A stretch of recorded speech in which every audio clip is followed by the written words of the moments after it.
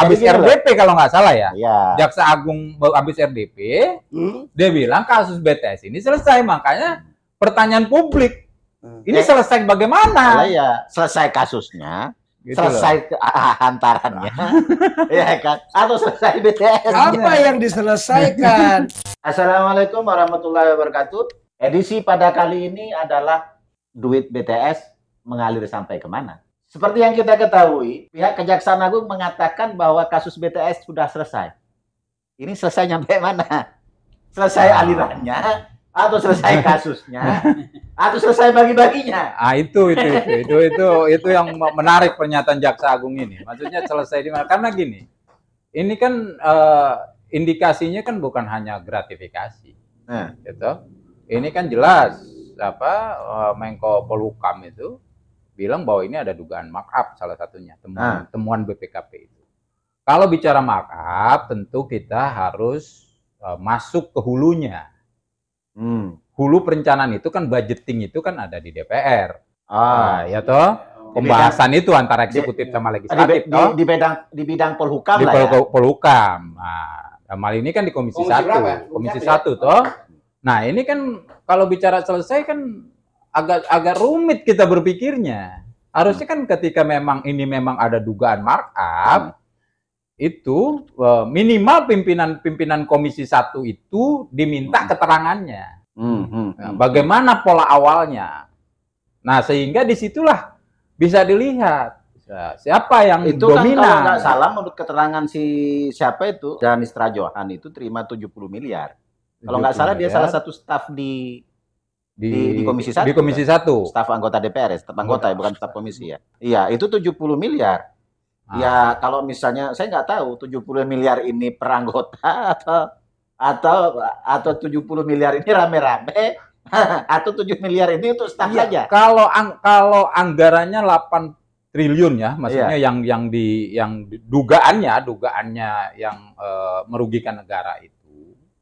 Saya kok agak meragukan kualitas anggota dewan dalam budgeting. Kan gitu ya? Yang lo ragukan soal apa? Gini, misalnya kayak handphone lah. Contoh konkret kan gitu ya. Handphone ini misalnya harga di pabrik itu 3 juta. Ketika nanti anggaran itu, dibahas anggaran itu menjadi 10 juta, kan 7 juta ini markup. Ya kan? Berarti kan selama ini kalau kita lihat adanya dugaan markup itu bahwa di DPR ini dia berbasis apa menentukan anggaran itu? Basis datanya. Ya kan gitu kan? Apa ujuk-ujuk ada orang datang, oh ini. Ya tentu ada pengusulan dari satuan. Ada pengusulan. Nah, kan harusnya dia juga harus punya data. DPR yang diusulkan misalnya, adalah yang usulin misalnya. Ya contoh, oh ini 10 juta nih harga handphone ini. Kalau dia punya data, misalnya enggak, ini cuma 3 juta. Kan markup itu di situ. Nah, itu yang saya bilang, ini apakah mereka memang di DPR itu tidak memiliki basis data? Kalau soal ketidaksesuaian harga itu kan mestinya BPK deh. Enggak dong. Setelah diputuskan, itu baru, ini kan di penganggarannya. Yang saya mau bahas ini di penganggarannya dulu. Ini seperti parodi, ya. Saya ngelihat aparatur ini seperti lucu-lucuan yang sebenarnya nggak lucu. Nggak lucu lah. Dia yang menentukan jadwal pemanggilan, dia yang proses, dia tiba-tiba yang menjawab. Dan saya pesan yang dalam di sini, janganlah bersenang hati dan berbangga diri yang sudah dipanggil. Karena saya baca terakhir, Kejagung siap laksanakan perintah Jokowi, Presiden Jokowi, untuk usut tuntas dan menyelesaikan kasus ini tanpa tebang pilih. Kembalikan bahwa pedang hukum adalah menjadi panglimanya dalam memproses kebenaran keadilan, bukan memilih-milih statusnya, bukan memilih-milih calon tersangkanya. Harus fair. Jangan, iya dong, harus fair. Harus fair. Kan begini saja sebenarnya, ada pengakuan dari si Mirwan itu bahwa dia membagikan duit lah ya. Itu ada ke Danis Trajohan yang staf di Komisi 1. Komisi 1. Ya 70 miliar. Ada yang melalui Dito itu yang untuk pengamanan hukum. Nah, pertanyaannya kemudian Kejaksaan Agung mengatakan itu selesai, apakah karena antara sudah nyampe? Iya kan? Atau bagaimana? Iya. Kan, sederhana saja. Sudah selesai, sudah aman karena sudah nyampe. Yang tempo hari belum nyampe. apa itu maksudnya? Kan? Soal itu sampai dan tidak sampai atau dititipkan kemana, ya kan? Kan bisa saja dititipkan di keponakannya, di pembantunya, di satpamnya, kan? Kan kita tidak pernah tahu soal itu. Itu adalah hukum formal nanti harus membuktikan di pengadilan. Ya kan, nah soal bagaimana materialnya itu nyampe, ya itu kan ya, udah urusan sana lah. Yang terpenting itu kan begini sebenarnya, duit 8 triliun ini, ya kan, ini kan kalau mau jujur, yang terungkap ini kan baru 100 berapa? 180-an miliar, ya kan, itu kan sangat sedikit masih, ya kan. Nah dan misalnya kan belum clear juga misalnya 70 miliar ini, 70 miliar misalnya kan. Yang untuk pengamanan hukum itu betul sudah nyampe apa belum? Kalau sudah nyampe misalnya apakah baru nyampe belakangan?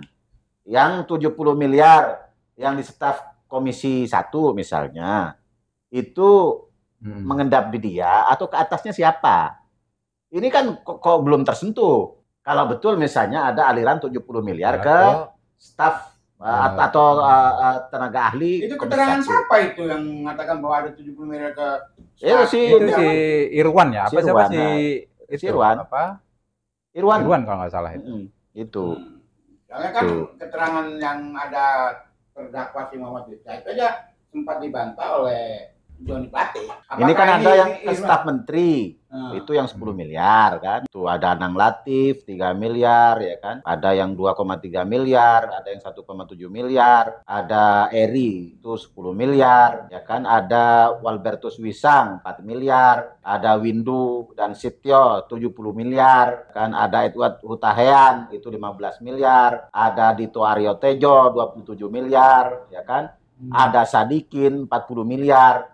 Ya kan, ini kan dari sekian orang ini, ada yang waktu kejadian itu dia hanya staf atau dia hanya membantu si A si B. Lah kok berhenti di situ? Enggak. Ini serius nggak sih sebenarnya bahwa mau mengusut tuntas atau dibongkar secara fair dan berkeadilan?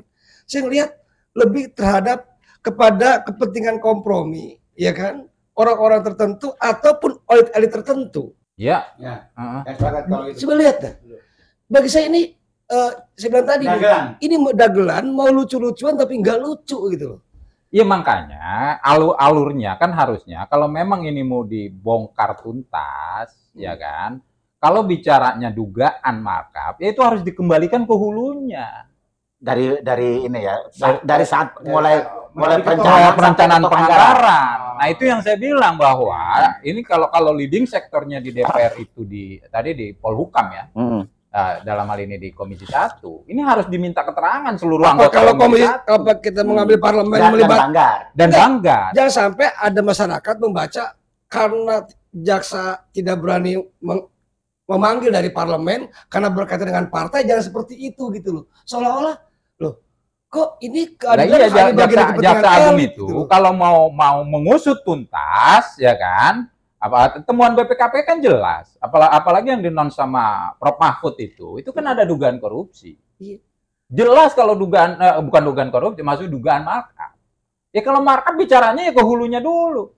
Ya ini gimana lo proses penganggarannya? Kan gitu. Buat apa orang dipanggil sampai 2 kali, diproses berjam-jam, tapi dianggap finish. Jadi kalau di kampung saya itu, kalau motong ayam, ya kan itu ngebaginya itu cukup 2-3 rumah, ya kan. Nah, jadi kalau barangnya kecil itu cukup sedikit. Ini potong anggaran negara bisa satu desa. Kalau 8 triliun, ya kan, kira-kira nyampe mana? Kan ini 8 triliun ini kan bukan uang sedikit. Ya soal ngecek-ngecek ya belajar.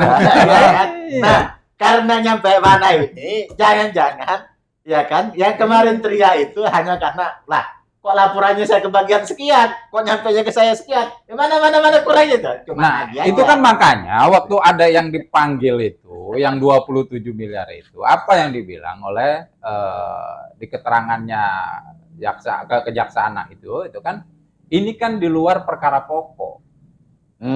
Kan itu kan. Ya. Nah, di luar perkara pokok, berarti kan dana-dana yang tadi dibacakan oleh kawan kita ini.